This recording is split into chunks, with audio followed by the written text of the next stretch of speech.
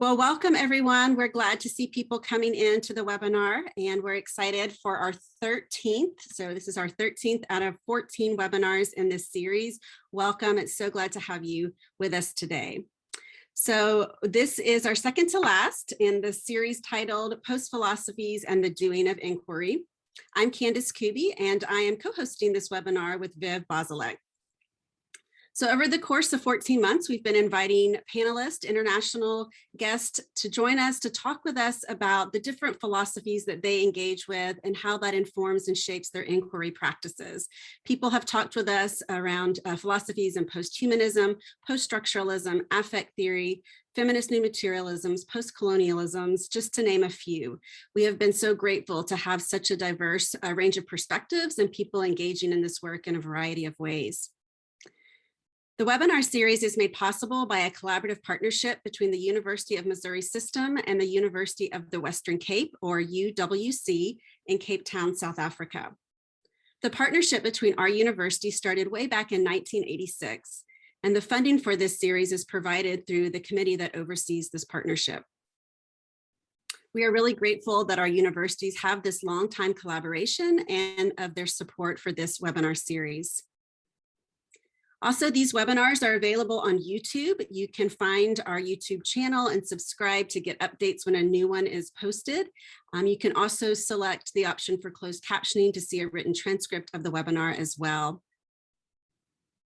As we've shared for several months now, we're excited that this webinar series is going to become a special issue in the journal Qualitative Inquiry. We've been working with our past guest and panelist on taking their transcript and shaping it into an article format. And we're looking forward to in the next year having those released on the Qualitative Inquiry Journal's website.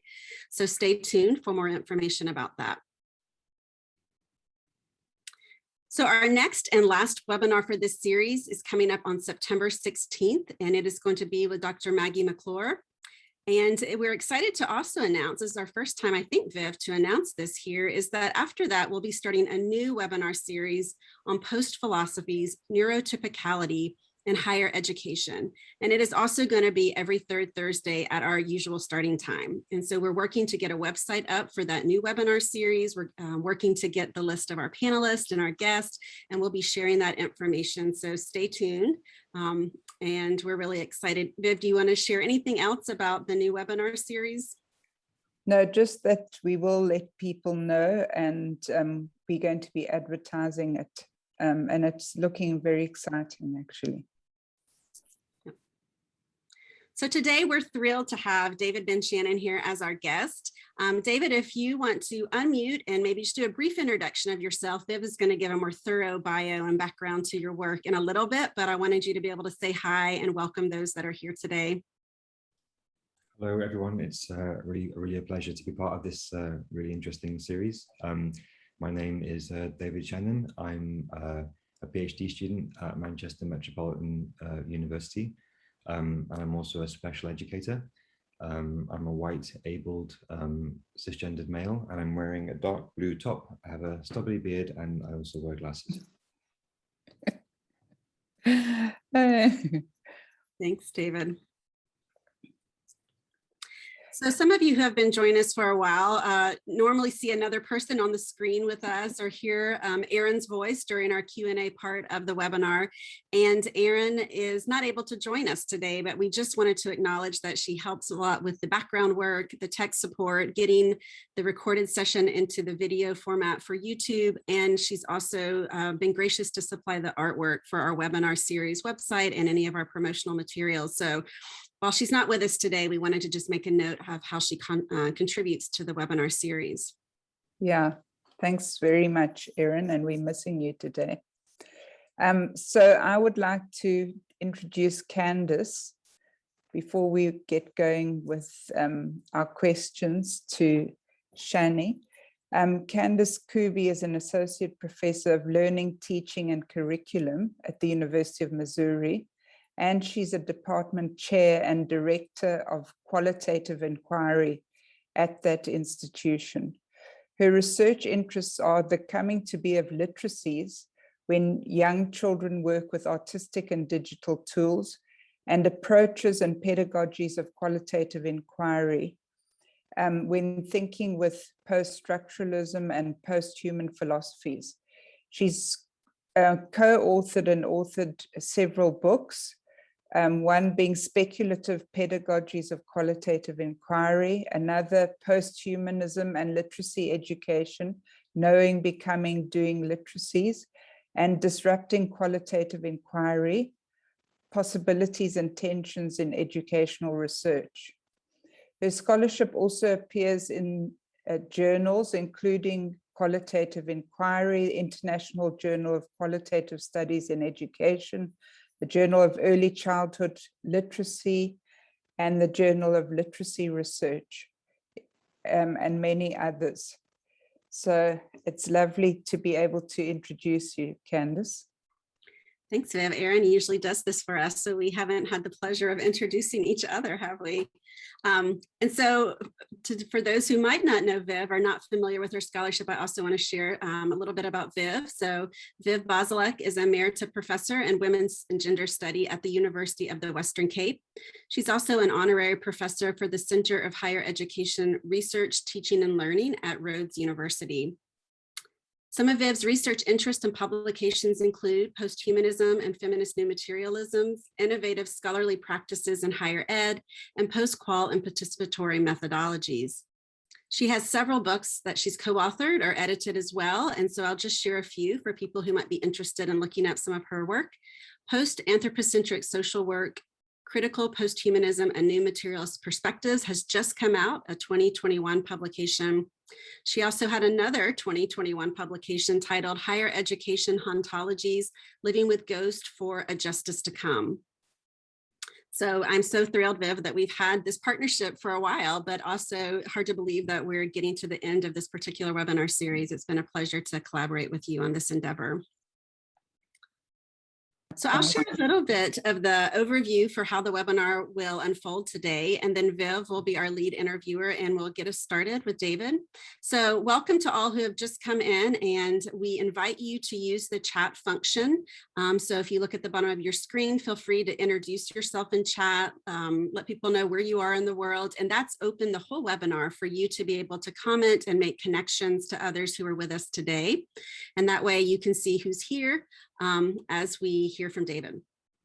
And so I also want to point out the other button at the bottom of your screen is the Q&A button. And so this is the function that we'll use for the question portion of the webinar. And so if you have a question that comes to mind anytime during the webinar while David's talking, while Viv is asking questions and having a conversation with David, go ahead and feel free to put your question in that Q&A box, and I will help to moderate that as we get toward the end of our webinar today. It will make it a little easier if questions go there and not in the chat box, so we don't have to kind of toggle back and forth between both of those spaces to find your questions. So for the first 30 or 40 minutes, David has shared or has created a PowerPoint and some visuals and some sound to help explain his thinking around post-philosophies and the doing of inquiry. He has shaped this presentation around the four main questions that we've been asking all of our guests in this webinar series. And then after that, Viv might follow up with some additional questions just to expand on the suggested readings that David shared with us, which are posted on our website if you'd like to find them there. After that, we'll open up the space for questions and answers from all of those who are here and be able to just have a bit of a more conversation with David from your inquiries. So Viv, would you like to get us going here and introduce David more fully here? Yeah, sure. Thanks very much, Candice. David has already said that he's a PhD student at Manchester Metropolitan University, and his current research explores neurodiversity in early childhood classrooms and draws from theories of affect, queer theory, and critical disability studies, which you will have noticed if you've looked at the readings that he kindly sent to us. He's a composer and a musician. I really enjoyed very much the 9 pieces that you did in the one reading, and I've listened to them a lot over years. And is one half of an electronical glitch folk, and I didn't even know, I had to look up glitch and would like to look further into it. Research creation music duo with the famous Trumi, who we had last week. So I think your duo is called Oblique Curiosities. And you're currently writing up your PhD thesis. I'm eager to know how far you are. And you at the same time continuing doing your work as a special education teacher. And David's pronouns are he and him, and he's also known as Shani. I've met Shani at various conferences, ARA twice, I think, once in New York and once in Toronto. And then also at the Affect Theory conference in Lancaster. And we've had a lot of fun together with Trumi. So I'm really looking forward to your presentation, and thanks for going to the trouble of doing that. So I'm going to hand over to you now, Shani, and you can share your screen with us. Let's do this, and hopefully this will work first time, and that would be really relaxing. Could someone just tell me if they can see that? Okay, is that all right? Yes, yeah, we can. Okay. I just wanted to start off by again saying thank you to Candice, Viv, and Erin for inviting me and helping me prepare and dealing with all my panicked questions before I started. This is a really exciting series to be a part of, and I hope I can make a useful contribution. As I mentioned earlier, and as we've mentioned too, I am a PhD student still. I'm due to submit in 6 weeks. And so I'm going to try and limit my comments to things that I think I would have found helpful to hear when I was first starting out on my PhD journey. When I came to preparing some notes for this session, I found myself thinking a lot about trajectories, and particularly the trajectory of my approach to my academic research and how that trajectory still matters to my research. And so when I say the word trajectory, I mean that in two senses. In the first sense, the trajectory of how I approach method in terms of the theories I'm using methodologically, but also my trajectories to those theories, or how I personally found my way into this thinking space, which does very much still influence which theories I use and how I apply them. And so as a postgraduate or graduate student just starting out, I hope that this will be helpful for other PhD students if I sort of trace my own trajectory of how I came to apply post-philosophies in my own research.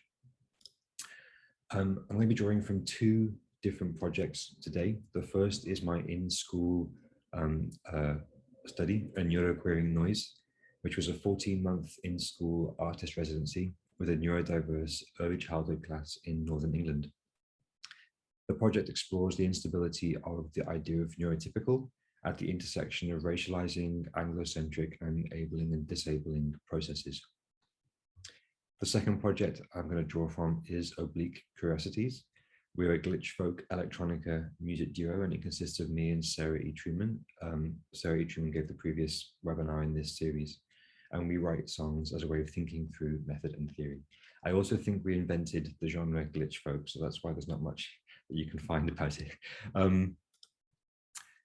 As Candice mentioned, I'm going to address 4 questions in order, and these are the same 4 questions that every other webinar in this series has attended to. The first is, how does your philosophical approach influence your ways of doing inquiry?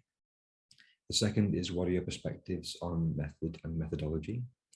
The third is, what does this philosophical approach make thinkable or possible for inquiry? And the fourth is, what mechanisms could be put in place at universities to support students doing post-philosophy inspired ways of inquiring? And just to clarify up front, I'm going to speak more to how students can support ourselves and things that we can think through ourselves in particular ways, rather than talking about the university mechanisms so much when it comes to that fourth question. But to start off then, how does your philosophical approach influence your ways of doing inquiry? And in order to talk about that, I think I need to begin by saying how I came to be here. So my first degree was in music. I'm a composer and a producer. I moved into education sometime after my first degree, and then later primary education, and then later special education. And when working as a special educator, I had two problems that I took with me from practice into my doctoral studies. The first being that certain tendencies, what we might call autistic tendencies, are narrated as a problem. For instance, a particular interest in playing with trains or light switches, or even playing by oneself as opposed to others. And as a gay man, this always felt to me like it was akin to homophobia, the idea that certain tendencies were a problem and needed to be normalized. The second problem that I brought with me to my doctoral studies is that inclusion doesn't work. As a special education teacher, I found myself applying for funding packages for young people to pay for support hours, all the while knowing that there was no amount of money that could make them pass in a system that was predicated on their failure. So if inclusion doesn't work, what else can we do? What can we do better? Why am I telling you all of this? Because the trajectory by which I came to the academy is also my trajectory to methods and theories, and those trajectories matter. They materially constitute the research assemblage. And as I'll explain as the webinar goes on, critical disability studies is my methodology. So by this, I mean that I apply my research methods to unsettle neurotypical ideas of ability, which is also how my philosophical approach influences my way of doing inquiry. So having explained these preliminary thoughts, I'm going to talk now about how I do research. So the two research projects I'm going to talk about today are both research creation. Research creation is my research praxis. Stephanie Springay and Sarah Truman have already offered detailed explanations of what research creation is in their own webinars, but I wanted to include my own explanation of how I personally mobilize the concept. So I understand research creation as a way of researching socio-material processes as art practices. It's enacted as feminist, queer grip, and anti-colonial praxis. And after Natalie Lovelace, it's transdisciplinary. So the disciplines that I operate across when doing research creation are those of the artist, the researcher, and the teacher. And again, to return to the idea of trajectory, research creation is a transdisciplinary practice. And in this way, it's a justification for me thinking through the practices that already shape my thinking, those of the artist, the teacher, and the researcher. So research creation does not adopt a particular methodology, and by methodology, I mean a theoretical orientation to method, but does share affinities with the feminist materialisms, and particularly in my work, theories of affect and process philosophies, including Whitehead's articulation of the proposition. There's a slight delay between my mouse click and the slide moving on, I'm sorry. I also think about research creation itself as a kind of proposition for what can be done within the confines of the academy and of a childhood classroom. I'll come to talk about this more at the very end of the webinar. So having talked now about how my philosophical approach influences my way of doing inquiry, I want to expand upon what my philosophical approaches are.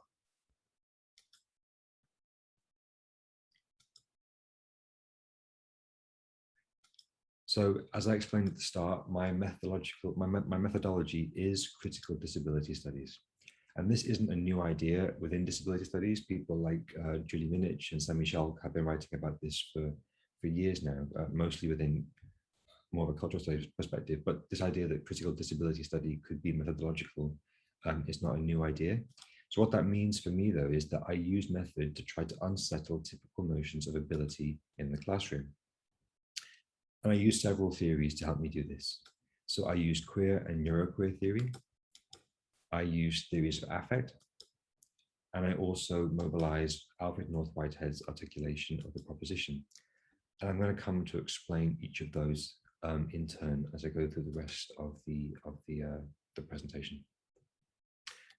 So I'm going to start by talking about queer theory. I'm sure that there are lots of people in attendance who already are familiar with what queer theory is, but I want to explain how I orient to the concept personally and also introduce it to those who are not familiar with it.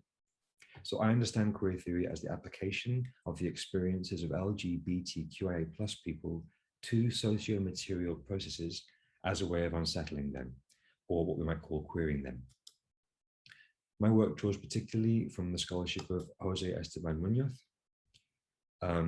There are obviously more queer theorists, but I center him in this discussion just because of how he's influenced my work.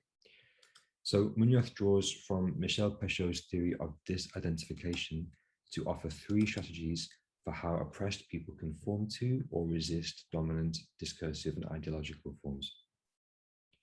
The first of these strategies is the idea of identification, so by which an oppressed subject tries to pass by dematerializing their apparent differences and so making themselves identical. The second strategy that Munoz outlines is that of counter-identification, by which subjects establish a counter-identity that resists the dominant culture and is formed through solidarity in the face of oppression. Counter-identification still does rarefy assimilation though, so whether it's assimilation into the dominant culture or assimilation into the counter-identity, both of these modes still rarefy some kind of assimilation. And so Munoz offers us a third strategy, that of disidentification, which seeks to unsettle both dominant identity as well as the whole notion of any identity. And I'll quote Munoz now. He says that disidentity neither opts to assimilate within such a structure nor strictly opposes it. Rather, it's a strategy that works on and against dominant ideology.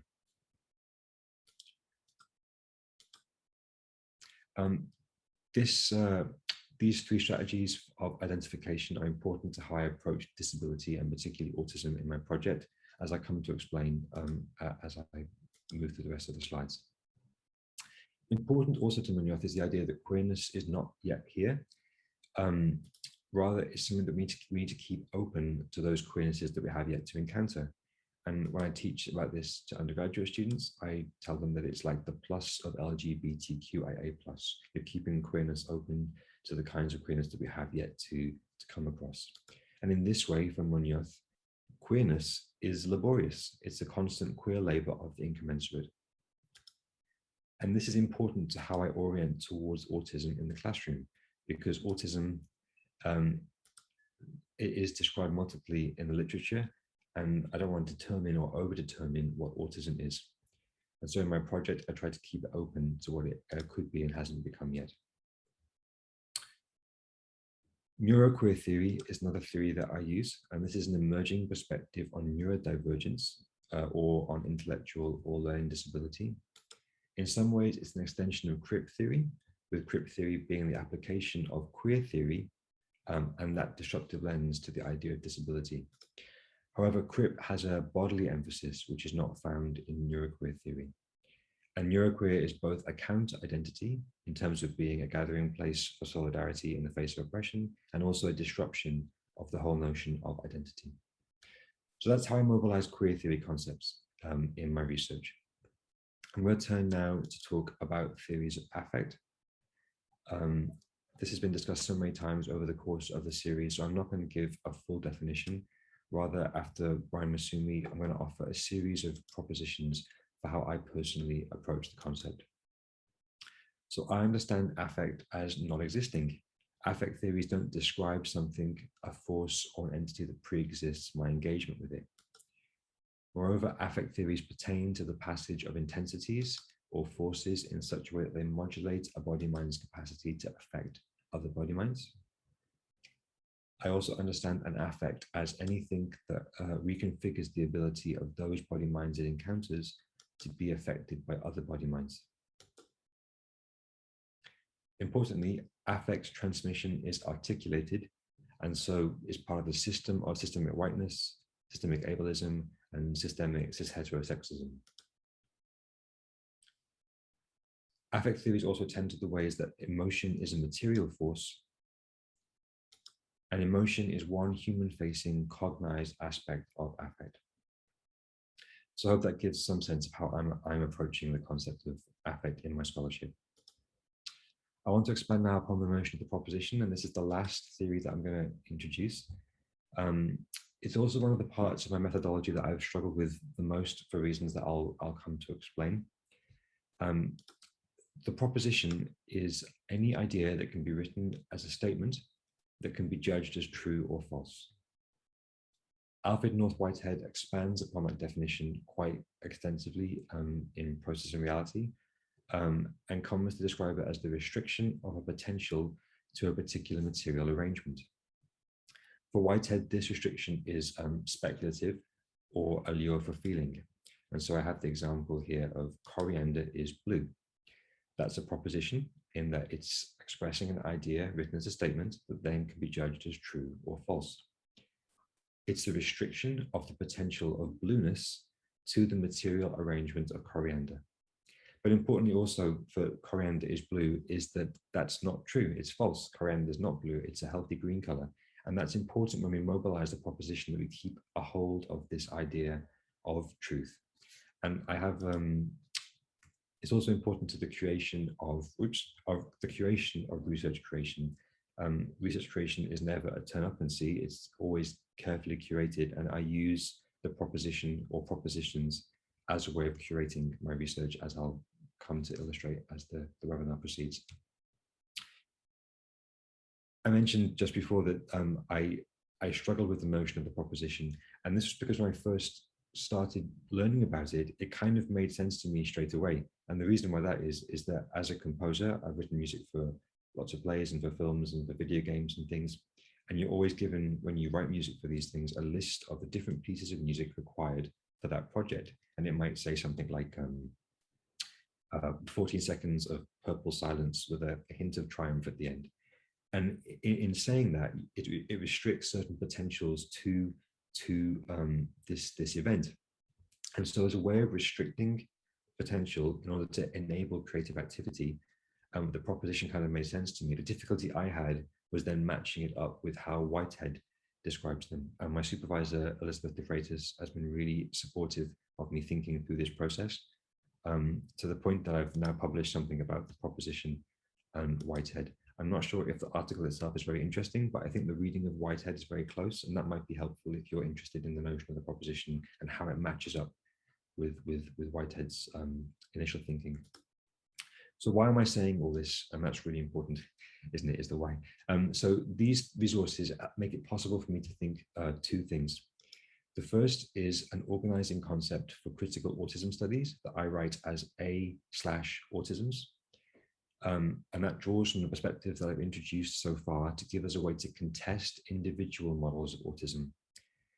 It attends to how neurodivergence is shaped moment by moment in the classroom in encounter, but without losing a hold of disability identity, which is essential, or the reality of autistic disability, which is also essential.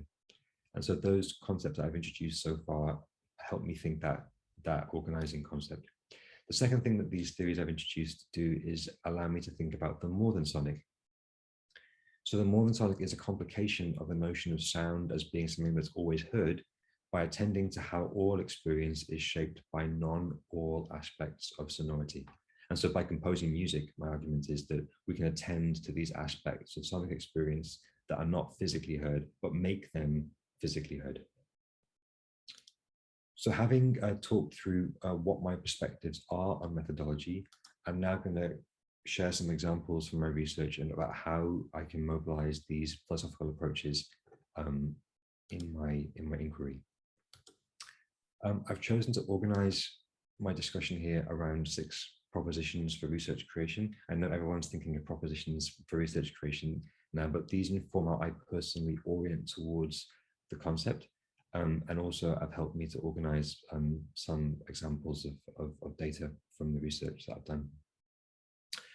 Just to clarify before I start, I write propositions in the form of an imperative followed by a logical statement. This is because I think that the imperative form is easy to activate, but including the logical statement also makes us keep a hold of this sort of true-false judgment that's essential to Whitehead's proposition. And so the first proposition is straddle the hyphen. Research creation is art, research, and theory. The second proposition is issue forth novel reverberations. Research creation is more than representational. The third proposition is fail flamboyantly. Research creation courts failure. The fourth proposition is remember the politics of approach. Research creation is politically attuned. The fifth proposition is propositions are not by or for us, research creation attends to what emerges, and cannibalized compressed products, research creation is processual. So I'm going to start off with I'm going to explicate the first two propositions using examples from oblique curiosities, and the last four I'll use examples from my in-school research. So straddle the hyphen, research creation is art, research, and theory. You might summarize this proposition as when you compose a song, you're doing research and theorizing that research all at the same time. And so in this way, it is what Chapman and Sawchuk might call creation as research, whereby the research couldn't have happened if there was no creative practice. In this way, research creation illustrates the imbricated relationship between form and content. And so I'm going to share an example from oblique curiosities. And just to reiterate, our example here is that the process of composing the songs as oblique curiosities is the process of both researching and then theorizing that research. So the example I'm going to share is Cosmic Beavers, which features a performance by Professor Catherine Yusof. And I should say from the onset that this song came about from a proposition by Professor Yusof. She wondered speculatively what might happen if the giant beavers that used to live in the Pleistocene hadn't become extinct, but rather had sort of hung around and then shredded Lewis and Clark. And so we expanded upon that to create this song that I'm going to share now, I hope. Yes, I am. Beavers, ecosystem engineers, allogenic sculptors.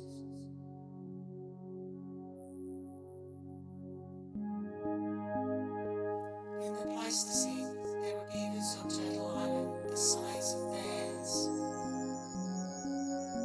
Join us as we open a window into a different world.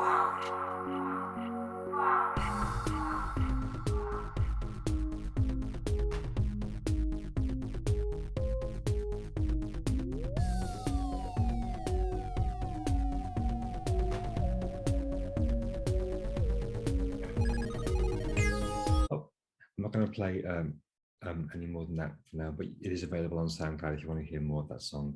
It is there. So in the song, we speculate on the existence of these giant beavers that used to live in the Pleistocene as cosmic beavers who maintain the proper flow of time by shredding unconducive elements and then making them into a time dam. And two of the elements that they extract and then make into the dam are Lewis and Clark before they began their exploration of North America. In this way, our speculation on the existence of these transdimensional beavers is also a theorizing of how archival accounts of history, for example, the archival accounts of Lewis and Clark, are themselves a kind of fiction,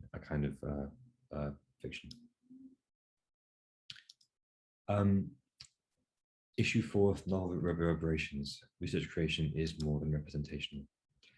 So some sound study scholarship repeats oculocentric logic by separating and essentializing out the sound that it attends to from the researcher, whereas research creation, composition as an approach to sound method, composes with an event from inside the event. So it attends to how researchers are imbricated with what it is that they come to research. Moreover, though, a more than representational approach to research circulates affective intensities, and this is part of the ethics of doing research creation. We have to be responsible for what it is that we recirculate. So again, I'm going to share another short clip from an oblique curiosity song. This is from a project called Queer the Landscape. So Queer the Landscape was a walking composing project that took place across the border of Scotland and England through the countryside. And walked over 100 kilometers as part of this project. Our proposition for this walk was that we should queer the landscape. I'm going to play you an excerpt.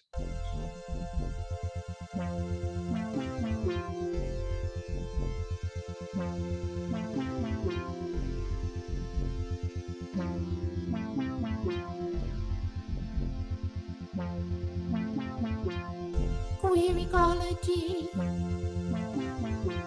felted reality, of relation, of relation. Build capacity. So people are sometimes quite surprised when they hear the music that we create, that it doesn't sound particularly countryside-y or particularly nature-y. And part of that is the ethics of doing research creation practice.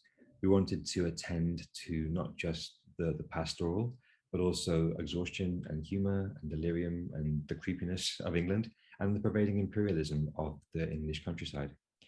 And we hope that that's what we attend to by in being responsible for what we circulate. We hope that that's what we attend to. The next proposition is to fail flamboyantly, that research creation courts failure. So Natalie Lovelace writes that the failure to completely fill any one discipline properly is what makes transdisciplinary methods productive. So traditional qualitative educational research has required that researchers know what they're going to find out, what they found out, and to have a firm grasp on what they are researching. But this knowing, this drive to know, very much drives autism's research, including what is autism's, the etiology of autism's, how we can make the autistic body-mind more legible, and how we can more effectively intervene in the autistic body-mind. And so this failure to do method properly, I applied in my research through the use of electrodermal activity devices, which there's a picture of on the screen now. So they're a black wrist-worn device with a single button on the front and a single green LED light. So electrodermal activity devices measure galvanic skin response. There are lots of problematics to these devices. They're becoming increasingly popular in research with and on autistic people. And in that usage, there are all kinds of assumptions baked into the method. For instance, the idea that autism is a cohesive thing that can be found inside a particular body and then measured or prevented biocentrically. Moreover, these devices intervene in the autistic body by generating an electric current rather than measuring a pre-existing something. Most commonly, they're used in research where the researcher deliberately arouses the person wearing it, and so plays into the history of autistic people being denied agency. So my use of these devices in my own research mapped against the way that they've been taken up in research in the life sciences. But I also wanted to intervene in the particular version of autism that was generated literally on the surface of the skin by these devices. And so I created my own research device that could also attend to a different kind of arousal. And I call it the walking scoring device. So there's a picture of this on the screen now. It's made of a firm length of cardboard, about 45 centimeters long. On one end is a bulldog clip, and tied to the other end is a toilet roll. And the toilet roll extends across the board in such a way that you can score or write on the tissue paper as it becomes unrolled. I should just say now that the use of toilet roll comes from my practice as an early childhood educator. They're really good for doing music activities with, because unlike a rectangular piece of paper that's bordered on 4 edges, the toilet roll sort of extends infinitely in one direction. So young people that are doing scoring activities or composing activities don't need to think about running out of space. You can just sort of keep on going and going and going and going and making a terrible mess, but not being limited by the end of the paper. So the construction of the devices is designed to imply a kind of usefulness, but they are ultimately ridiculous. The toilet paper is a very poor medium for writing on. You quickly poke through it with pens or the wrong kinds of pencils. If they get wet, they turn to mush. And trying to keep a hold of this ream of written on paper while juggling the board and the bulldog clip and your pencil quickly gets you in a tangle. And so this is supposed to be a problematizing of the Empatica E4 EDA devices, that these have very, very narrow operating parameters. They can only run within certain temperatures. If you move, you upset them and disrupt the EDA signal. And they're best used in these sort of very experimental circumstances. So I was hoping that these devices would intervene in that. And in that way, they're a proposition for research. They're an enabling constraint in that they confine the compositional process to this very thin border of paper in order to enable a particular mode of creativity. But they're also a proposition for method. And so I'll just share a brief vignette from the project when I used these. So at the very start of my research in the school, knowing that I was going to use electrothermal activity at some point in the project, I wore myself for a few weeks and broadcast the signal onto the classroom's smartboard so that I could explain what it was doing and how it worked. One of the children commented at some point that the peaks and troughs of the EDA line reminded them of a train journey. And so the following week, I introduced these walking scoring devices. And in the same way that the EDA devices measure galvanic skin response or arousal, we used the toilet roll walking scoring device to score different kinds of arousal, listening to Villa-Lobos's The Little Train of the Capoeira.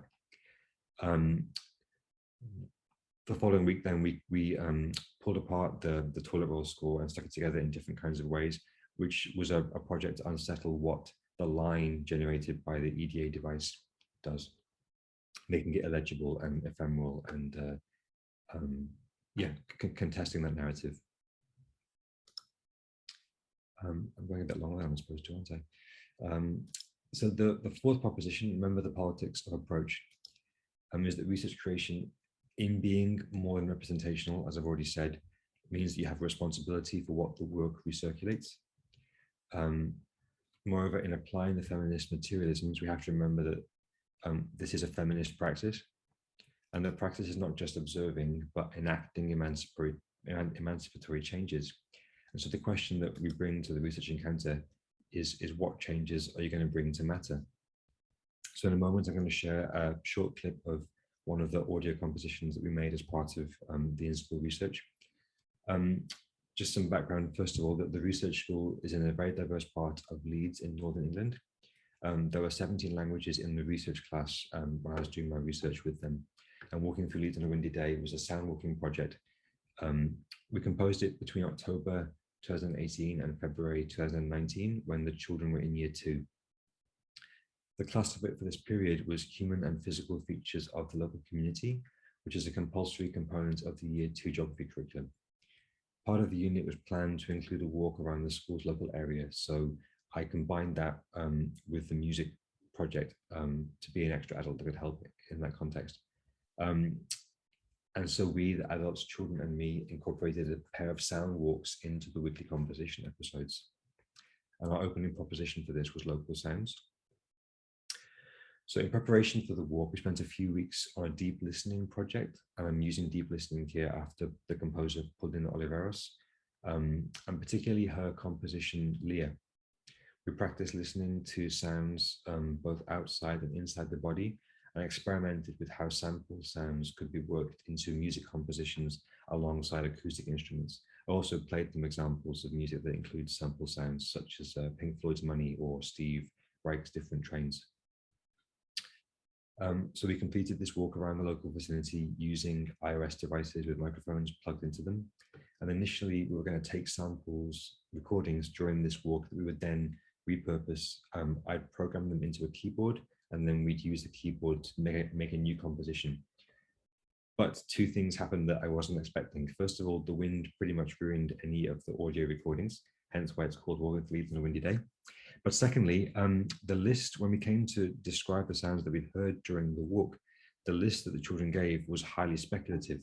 So it included a bus that went past, some footfalls, snatches of conversation, bird song, Mr. Shannon talking nonstop, but also speculative sounds like fireworks and seagulls and police cars that I definitely hadn't heard. So with this in mind, the activity changed, and instead of using sounds that we found on the walk, I found samples of these speculative sounds, built them into a keyboard, and then we used those to make rhythmic compositions. But this idea of Mr. Shannon talking nonstop also stuck with me. So 2 months later, when we finished working with the keyboard and the sample sounds, I reintroduced this idea of my talking nonstop to find out what that was and how that related to the walk. And one of the young people going commented, to quote, "In school, we talk in English."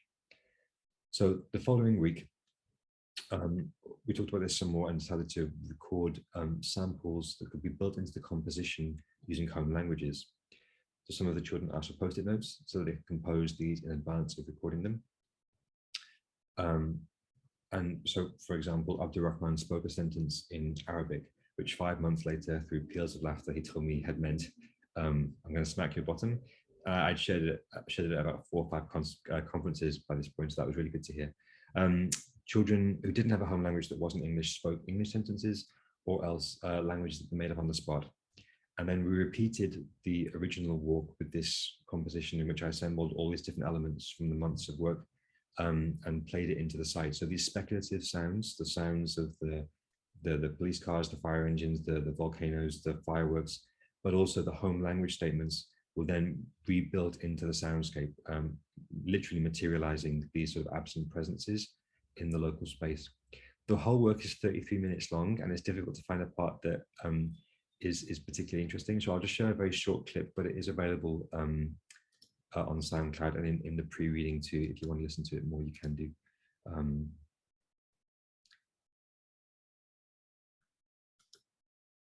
It's quite a big file, so I might be able to look here. Oh, there we go.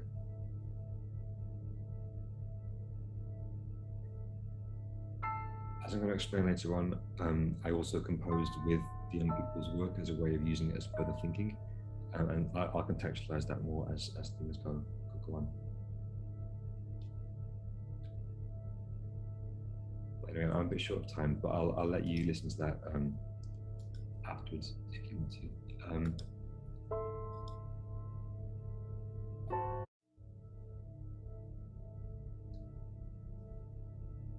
Come on. Okay. So propositions are not by or for us. So propositions are responsive, but they're always curated. And that's really important to how we do research creation, that it's not just turning up and seeing what happens, but rather that you go with a plan, and that plan is propositional so that it can adapt to things that come up. So for example, the propositions that shaped the work I just shared included the geography curriculum, they included Mr. Shannon talking nonstop, they included the wind, they included Paulina Oliveros and the elements that I introduced.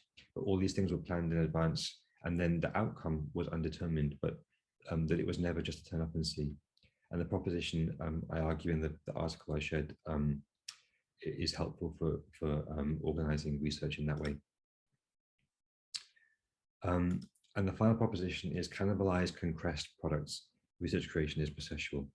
So the product of research creation is always food for the next wave of creation. And so some examples of how that played out in walking through Leeds on a windy day are the waves of composition that took place, the speculative composing using the samples, the proposition of the wind and the home languages, but then also how I went on to compose with the work. So I picked up on some vocal improvisations that some of the children had done and centered those in the work to provide like a harmonic explanation of what I was hearing at the very least when the children made those improvisations. And then that became a further proposition for doing the audio walk, which led to a further proposition down the line using junk materials to talk about plastic waste. So it's always something that feeds into the next thing that you're doing. And that's true also of Oblique Curiosities. The initial 10 songs that we came up with have fed forward into a further series of songs that we continue to work on and publish with. So that the product, I guess the point here is that the product research creation is never fixed for very long before it becomes the food for the next thing. I'm going on a bit longer than I wanted to, I'm sorry, but so I'll just attend now to, like I said, I'm not going to talk about the mechanisms that could be put in place for universities to support students. Rather, I'm going to talk about some of the things that I wish I had, not wish I'd known, but things that I think, having finished the process, I wish I'd taken on better, as people told me the first time around. So hopefully that'll be helpful for any students that are in the space at the moment. The first of these is the idea that clear writing is not anti-intellectual.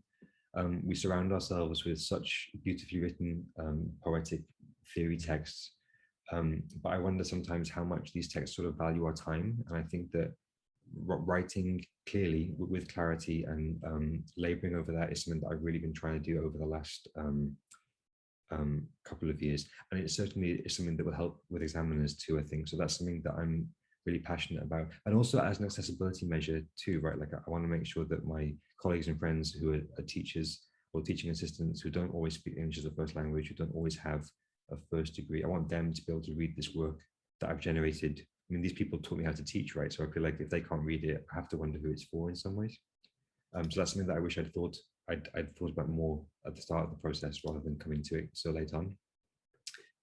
The second is the idea of anxiety being essential to courting failure, but is also terrible. And this came from a proposition that Abby Hackett wrote on a draft of my work in March 2020, just as the first wave of COVID-19 was landing on us. And the question was, is the uncertainty of post-qual good for research and mental health? And I definitely think that it's not. And I wish I'd known how difficult these theories can be to mobilize at the start of the process, so that I was expecting it more in some ways, I guess. And part of that is the importance of being able to press send. I'm terrible for agonizing and moving individual full stops up and down pages, trying to get a sense of the hugeness of these theories in the written form. To the point that even this week I sent a chapter to my supervisors on Tuesday, and because I used the cloud, I was already rewriting it the next day, which is getting pathological at that point, isn't it, really? So just the importance of being able to let writing go is a habit that I wish I'd gotten into much earlier in the process. Planning everything, like I mentioned with the proposition, so that there's two reasons for this. The first is to make sure that what you're doing in the classroom is theoretically consistent with the ideas that you have. And the second is the practicalities of these things. So keeping things open and seeing what emerges sounds nice, but there's always risks that go with that. Like, how are you going to make sure that what you're going to do is not dangerous if you haven't already thought it through? And I include everything from the practicalities of how to move children between activities, to what kind of artistic interventions are we going to do, to what kind of propositions am I going to share. So sort of planning everything. I wrote a page of A4 for every one of the workshops, just detailing how I would go about explaining each of these things to keep things ticking over. And finally, young people aren't always wonderful and erudite. Sometimes you're just pleased that they're going home, right? Like, and so I feel like sometimes when we read such beautiful accounts of research in the classroom, everything seems to be going so perfectly, and everyone says such wonderful things all the time. Sometimes they just want to talk about Spider-Man or show you something that they found in their nose. And I think it's really important that we have that expectation going into research, and not everything is going to be wonderful. I don't know if you want to write about it necessarily, but I'm certainly trying to a little bit more about how exhausting early childhood practice is. And this is really is to go back to what I said at the start about research creation being propositional, in that I kind of think it's impossible in some ways to straddle these sort of three disciplines of being the artist, the researcher, and the teacher, and still making all of them happen perfectly while deliberately failing at the same time. It is sort of impossible. And so I guess my closing statement is that I think that research creation practice is a negotiation between theoretical ideals and the practicalities of being a classroom practitioner and dealing with the inevitable pile of puke that always comes up when you're an early years teacher. And that's it. I'm done. Gee. I'll just wait for you to, and yeah, that's what a wonderful tour de force of everything that you gave us. You've answered nearly every single one of my questions. And I wanted to say that I think there are quite a few PhD students here and those who've just finished their PhDs. And that was so useful, even, you know, for me to hear. And what I did notice in your writing is how careful you are and how kind you are to your reader. It sort of came through in every one of your pieces, how you prepare the reader for what's coming, how you speak about what you've done. And I find your writing very, very clear. So you've answered a lot of my questions, but something came up for me when you, and I had written it in one of your articles, which is, why do you use the word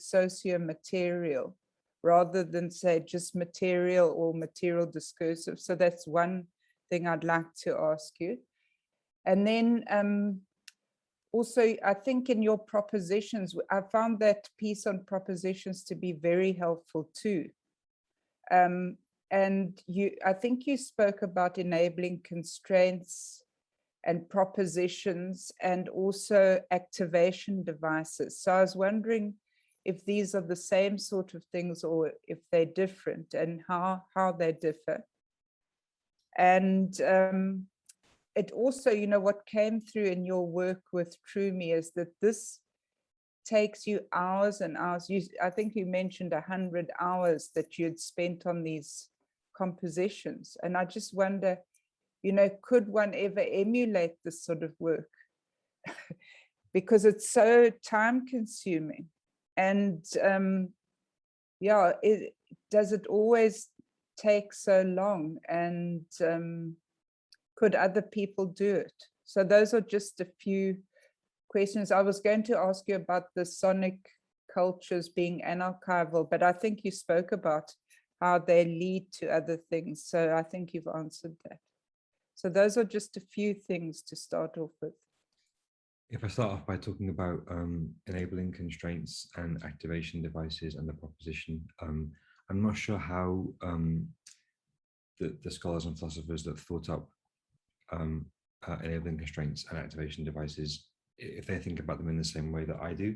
But for me, they're helpful for explaining different aspects of the proposition. Whitehead's terrible for using synonyms, right? Like he'll use 5 different names for the same concept and leave it to you to sort of figure out that he's talking about the same thing. So when I first started writing about these things, I used to color code them so I knew which one he was talking about. So pure potentials were blue and actual entities were red, and then the different terms he used to describe them would be also in those colors, so I could follow my own writing. But I think that the activation device and the enabling constraints, they teach us something about the proposition, really. So the language of the enabling constraint, I think, really captures how it's a restriction in order to open up. Yeah, and that sense of, or like in Whitehead, he talks about, well, yeah, he uses the word restriction, the restriction of potential in such a way as to bring novelty to the next event. And so for me, the way that those two concepts are theorized helps me understand the different face of the proposition. And the activation device is the same. It's this sort of you introducing something to unfold something in novelty. And so understanding those concepts in that way, even though I'm not entirely sure they were meant to be understood in that way, definitely taught me like a different face of the proposition, because they're such difficult concepts to keep a hold of sometimes. These things, they sort of move under you, I feel like. You asked about the hours of late. Music is really laborious, and the songs produced as Oblique Curiosities must be hundreds of hours per song, not across the whole project. It must be like hundreds. And it also relies on particular sets of skills. Like I trained in music, and Sarah TrueMe has a musical background and is an author as well. So it relies on those things, but other people have done it. Dr. View is a hip hop artist, and his PhD thesis was composing songs alongside, he doesn't frame it as research creation, but composing songs in historically white institutions as a way of attending to racism in those institutions.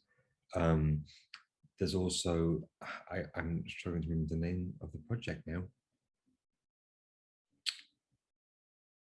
I'll put it in the chat when I remember, but other people, oh, Nicole Brown, there you go, she's done it too, making music, but it requires a commitment to learning the skills. And I think that's the part that in some ways is quite, like, it's a hugely privileged practice, right? Like it's hugely privileged and hugely exclusive. But with the commitment to learning the skills, or working with somebody who has those skills already, I think is the other way that research creation can be done effectively. But yeah, it is hugely laborious. And the other question was about social material. I guess in some ways I use it in the same way. I noticed that somebody put in the chat about body mind. And I guess in some ways I write social material in the same way as I use the term body mind. It's not so much implying a separateness as trying to invoke both those things.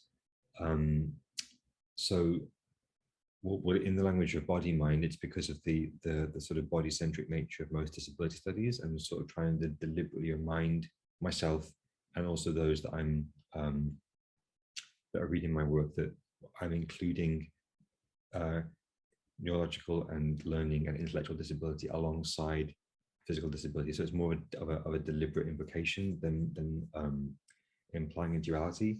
And that's true also of socio-material, the way that I use it. It's not that I think that they're separately constituted, but trying to remind myself all the time that both those things are held in a sort of mutual presupposition, I guess. Thanks, Shani. I think we'll give other people a chance to ask questions, and if there aren't any, Candace and I can come back to you. Yes, and I definitely have some questions of my own, but we want to open the space up for those who are with us today.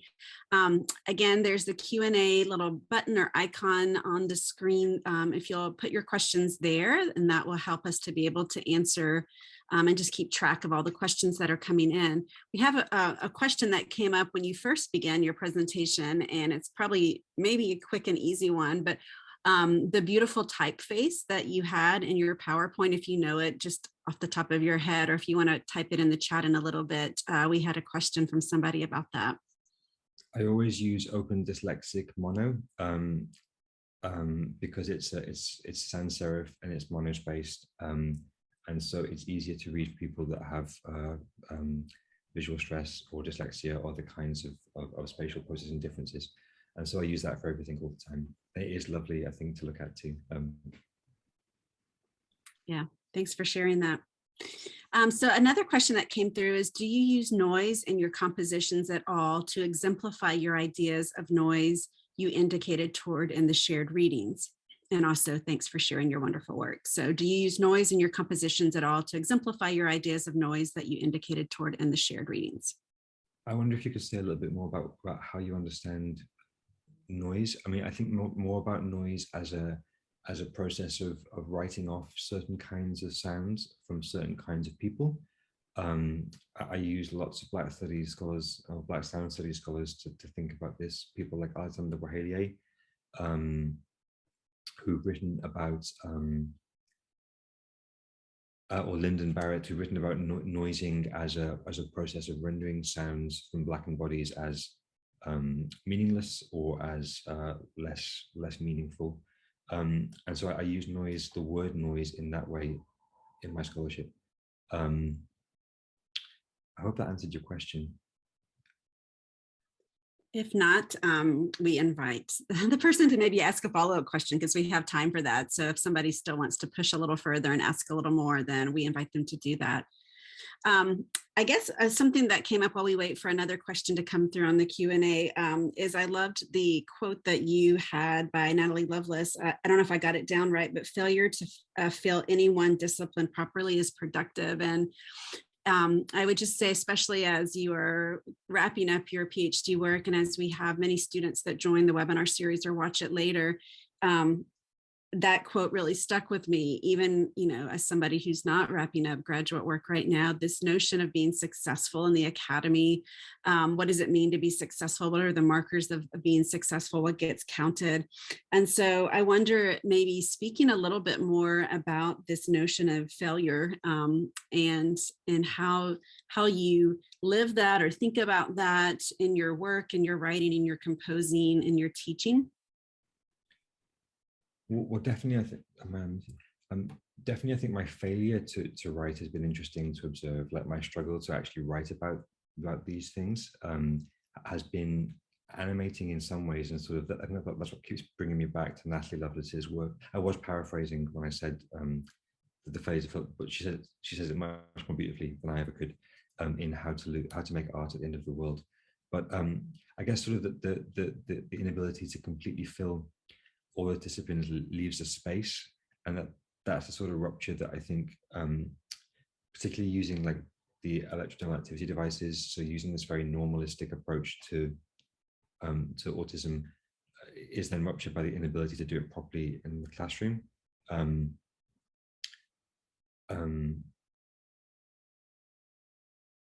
Yeah, and then also like the failure of the young people to pass moment by moment, and how that was responded to by the practitioners, but also by myself too, when the early years teacher comes back out moment by moment. And I guess it also made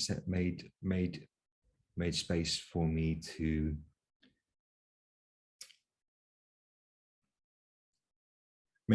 respond in productive ways to the things that went horribly wrong, which I feel like I'm writing more and more about now. But like in the second workshop, halfway through my carefully planned input, a young person in front of me threw up in a headscarf, and so that was suddenly what I was dealing with for like 3 minutes. And so this idea of what I thought artistic practice was going to be in these sort of projects was always being modulated by the expectations that are placed on being an educator in that space too.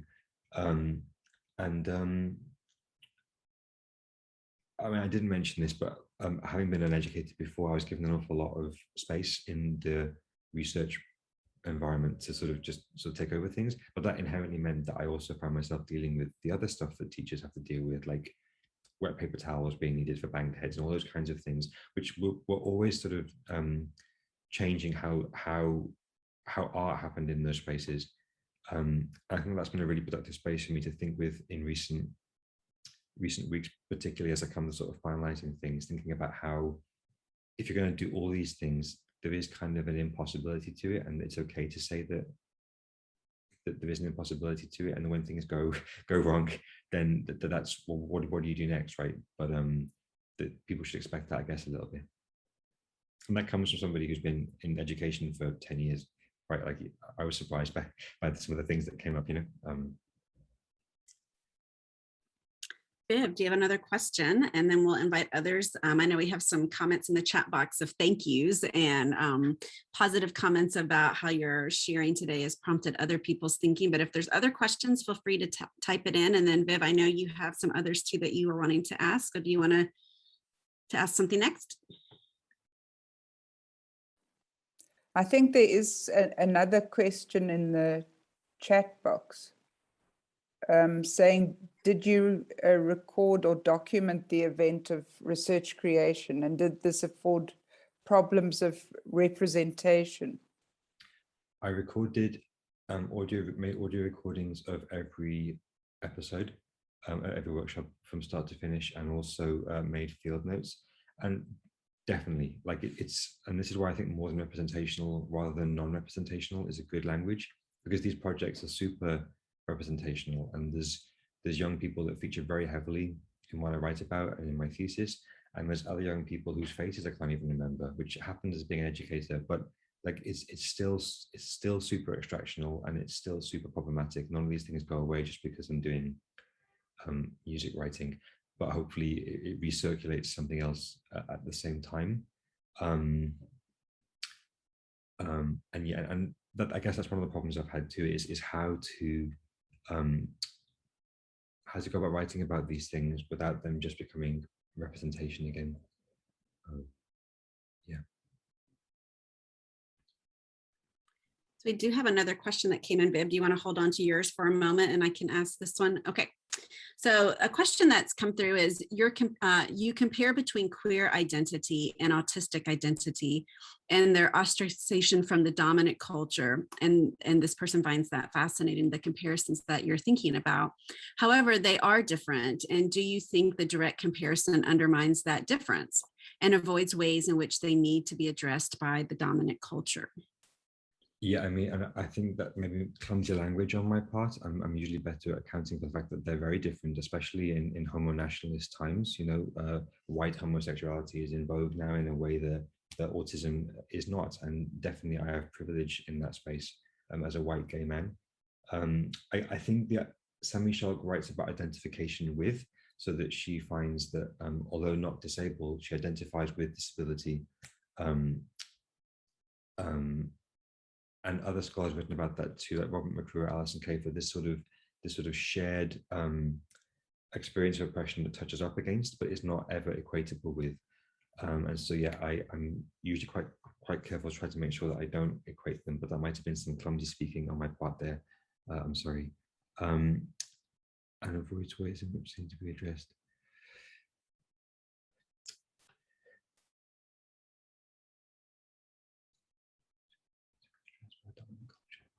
I'm not sure how to answer the second part of that question. Yeah, I don't have an answer for the second part of the question. I'm sorry. Thanks. Viv, do you want to follow up? I'm just looking through my questions to see if there are any that I did ask something about. I know that you and Trumi took Meeting the Universe Halfway with you on your your very long walk, and I was just wondering how you used it and what effect it had, and yeah, I was just interested to hear, because we spent so long on that book ourselves, reading it and rereading it, referred to now as the Bible. No, I love it. Like I love Meeting the Universe halfway, and I feel like Karen Barad's work is like Catherine McKittrick talks in Dear Science about how there are certain perspectives that sort of become so baked into your argument that you can't extricate yourself from them. And I definitely think that Meeting the Universe halfway does that a little bit with me, that it's so informed my thinking that sometimes I forget where my own thinking ends and where Barad begins. We thought about conditions of possibility as a way of writing about what prompted the songs in the paper that you're talking about, I think. And that was partially because I was grappling with the idea of the proposition so much. We started the paper thinking about with the proposition, but because I was struggling so much to figure out how my understanding of it related, we sort of hummed and hawed and backwards and forwards and ended up with conditions of possibility instead. I know that they come from very different theoretical spaces, but I guess this sort of idea of the song not just being something that we thought up, but that was informed by multiple different events and trajectories sort of interacting with us moment by moment. I guess that's what we're trying to reach for, I suppose. But also, I love that book, so any reason to include that book in something is always welcome. Yeah. So I have another question that I jotted down as you were talking today. The quote that, or I think I got it right, is that propositions are responses but curated. And I think it reminded me of some of our other webinar speakers we've had this year. I think Springay's work, and I mean, she talked about curation a lot, and I know that Trumi did as well. And so I think especially as we have graduate students who maybe are engaging in inquiry projects, dissertation work, this notion of it's just not showing up. There is some intentional, thoughtful planning. And it reminds me of the question that Viv just asked. I mean, you were thoughtful, I'm assuming, in taking the book with you on the walk. And so I guess talk a little bit about like maybe from one of the examples that you shared with us today, kind of that curation or that planning before you go on the walk, before you enter the spaces that you're a part of.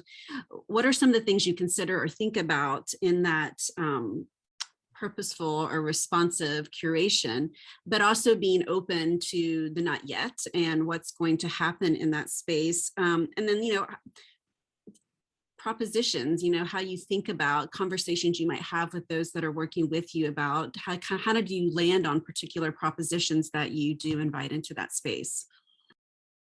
Well, when I was in the classroom doing classroom-based research, it was always an activation device, something that I would take in the first instance, and that would become something that we would work on or from in that session. So, for instance, I gave the example of Pink Floyd's Money, and with that as a proposition for electroacoustic work, and then what could we do with this idea of combining samples with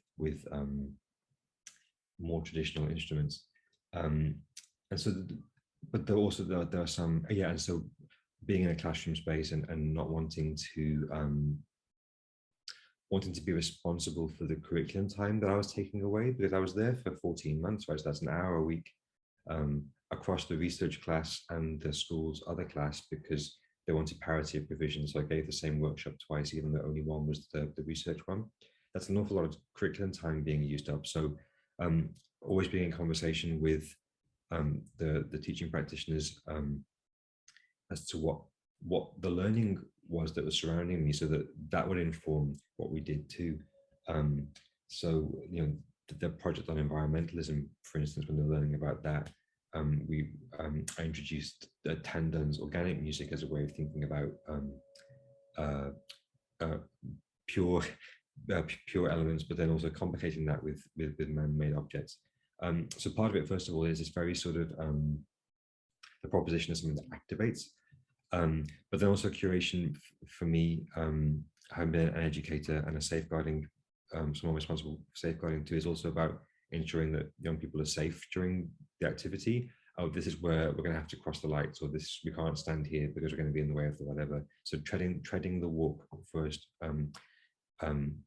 When working with other participants, I mean, when it's just me and Sarah, that didn't happen. But when working with a class of children, making sure that the route was planned and I knew where there were going to be lights and crossings and all those kinds of things. And then also being responsive to things that come up and change what happens. So in the examples that I gave, for instance, like no matter how badly I wanted to use the samples from the walk to make a keyboard, that wasn't going to happen because it was all just wind clutter the whole time. So that redirected the flow into something completely different. But that's something that I think that the language of conditions of possibility that we used in the 2018 paper that Viv mentioned, that I think is propositional in some ways, but that I feel like also is perhaps clearer, is where there's all these different ephemeral things that contribute to the creative act. And so we list a series of conditions in that 2018 paper that include taking Canberra with us, and also the rain that we expected, and forgetting water, and the bull that almost killed, and all these things combined to narrate particular songs, or the brief encounter with the racist Brexiteer followed by a lingering dog shit smell. So these sort of things combine to create, the creative practice gets pushed in a particular direction that it wouldn't necessarily otherwise. I thought that was quite a long and meandering answer. Did I get anywhere near to what you were asking me? I mean, it was great to hear about the things that you think about or do ahead of time, depending on who might be on the walk with you or in the classroom space, and the curricular time that you're, you know, taking up, so to speak, and your attentiveness and responsiveness to that. So absolutely.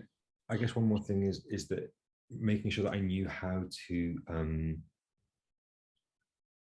I wanted to explain concepts or introduce activities, or also move young people around the space, right? Thinking through, well, you know, like so in one of the episodes, I brought in a bunch of different materials for them to sound and see how sound waves interacted with those materials. So I planned out how I was going to move them around the room without turning into a migraine or a bloodbath or something.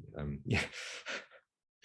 Yeah, I mean, I love what I'm hearing too a lot today is you said things that went horribly wrong, but how these horribly wrong moments or events became very generative and productive in your thinking and in your composing. And so I think that also ties to that notion of failure that we talked about earlier, and how that's seen as both and, like it could be seen as negative or something that's horribly wrong, but it becomes this kind of beautiful maybe proposition of itself or catalyst for different ways of thinking. So I love hearing kind of that thread throughout today. We do have 2 more questions that have come up. So I'm gonna go ahead and read the next one for everyone. We're not sure if this is phrased properly, but we'll get through it here. So this person's interested in the difference between your experience of making the songs and then performing the songs. So is each performance iterative and generative, or does it feel like you're singing the happy birthday song, you know, like maybe over and over again? So in other words, how or what does performance do to the process? And is performance a part of the research creation process? What's interesting, first of all, is that some of the instruments that we use, the digital instruments, are not controllable. So like we'll sometimes create a bounce of a song that we're going to share and then be like, oh, I don't like the way that this synth is behaving. So we end up having to rebounce it a few more times to find some iteration that we like. We don't really perform live so much, but listening back, it's funny the things that that you forget, or the things that you start to pay attention to, things that I must have programmed in at some point, but I can't remember having programmed in. And at the end of the song, Wouldn't That Be Sexy, the second song that I shared, it finishes off with Sarah doing some screams. And it's amazing how it can startle me every single time I listen to it. And it also seems to go on endlessly every single time I listen to it. It's really interesting things that even that you know, things that I physically I've moved about on the computer screen myself, and I'm then surprised when listening back to them.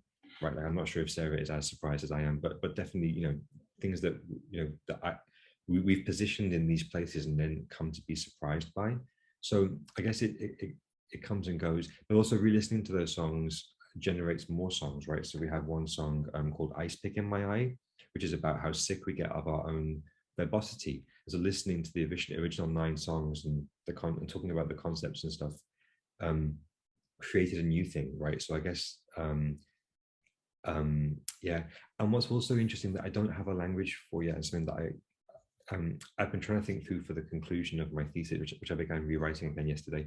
But this idea that the way that music as research creation does have this sort of different temporality to a visual text or to a performative mode or something, that you can sort of repeat it endlessly. I don't have the language for that yet, but it's something that I feel like I want to account for. But yes, thank you for the question, though. It really is something that I'm struggling with myself, this notion of repetition, and then, yeah, of the temporal contour, I suppose. There's one more question, and then I guess I would invite, just looking at the time, if there is one more after this, we might have time for one more after this. So if somebody wants to type in maybe our final question, but the question here is, there seems to be a serious hyphen playfulness animating through your research creation projects. As a PhD student, did you ever find yourself stultified by the over seriousness that often circulates in the academy? So in terms of dominant ways of thinking and being that don't always seem to encourage fun as a meaningful way of coming to know. So if so, do you have suggestions for strategies to return oneself to the joy and play of this type of work? It's a really great question. I mean, I have such supportive supervisors who were really helpful in terms of navigating that sort of tension, right, between the sort of the playfulness and the fun, but also having to perform. Perform is the wrong word, but having to mobilize it in particular kinds of ways.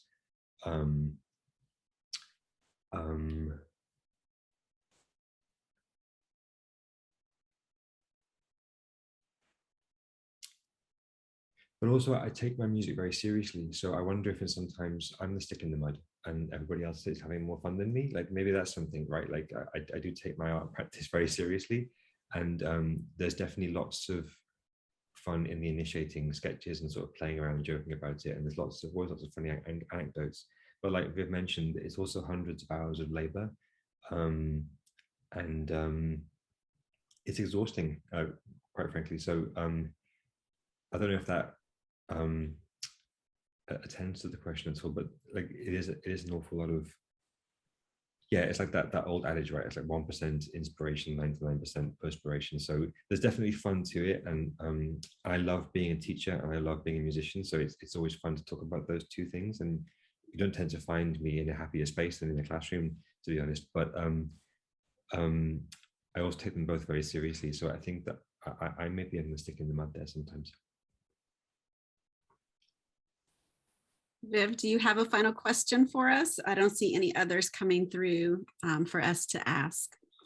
No, I don't have a final question, but I just wanted to thank Shani for his genuineness, which has been shining through the whole time. And I think, that is so important.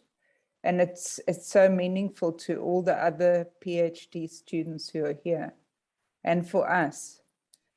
and your thoughtfulness. I do think that your writing is quite playful, you know, and it comes out, you know, from time to time in your writing, your playfulness. I was going to comment on that too. I guess But one more thing, yeah, I guess one more thing that I think about the importance of playfulness is trying to make sure that like, so I didn't learn to do academic reading until my teacher training, right? So my undergraduate, we just sort of played jazz for 3 years, and I never looked at a book the whole time. So that coming to sort of academic reading and academic writing relatively late, I do struggle sometimes to get through articles, to get through books, and so I guess I try to write in a way that would make people have a nice time while they're yeah. reading, I suppose, if that makes sense. That's why I said you were very sensitive to your reader. And I mean, for people who don't know about propositions, that piece that you wrote is really, really useful. Thank you. Yeah. We should mention that the readings that David shared with us are listed on the webinar series webpage. And if you need access to them, you can email Aaron Price, who's normally with us here at the webinar, and the information's on the webpage. And we're happy to help share those readings with people if they want to go back and to be able to access them. Yeah. So I think it's time we at 17:58. So I wanted to thank Shani and Candice for doing this ourselves without Aaron today. But it's gone very well. And thank you very much for accommodating us to change the time. That was, you know, it was a real mistake on my part. So I have to apologize for that. But yeah, you went to so much trouble, Shani, and probably at the time when you're trying to finish. So thanks again. And thanks to everyone who attended today. It's going to be recorded, so people will see your presentation. I don't think it's necessary for you to share it, although some people, you know, might like to see it. I don't know how you feel about sharing it. And it's going to be available on YouTube, so you can see that on the website. And our final webinar is somebody you know very well, Shani. That's Maggie McClure on the 16th of September. We're looking forward to that. And we will be saying a little bit about the neuroatypicality in higher education. I'm sure you might also be interested in that, Shani, that series, which will be lasting a year or so, I think. So yeah, thanks to everyone. And I think it's the same time again in September. It is. Yeah. So yes, and it's here, it's 6 o'clock. So we're just on time. Thanks very much. Thanks so much, David. And thanks to all who joined us. It was great to be in conversation today. Thanks a lot. Thank you for the questions. They're really good for pushing my thinking more. Okay. We'll sign off then. Bye.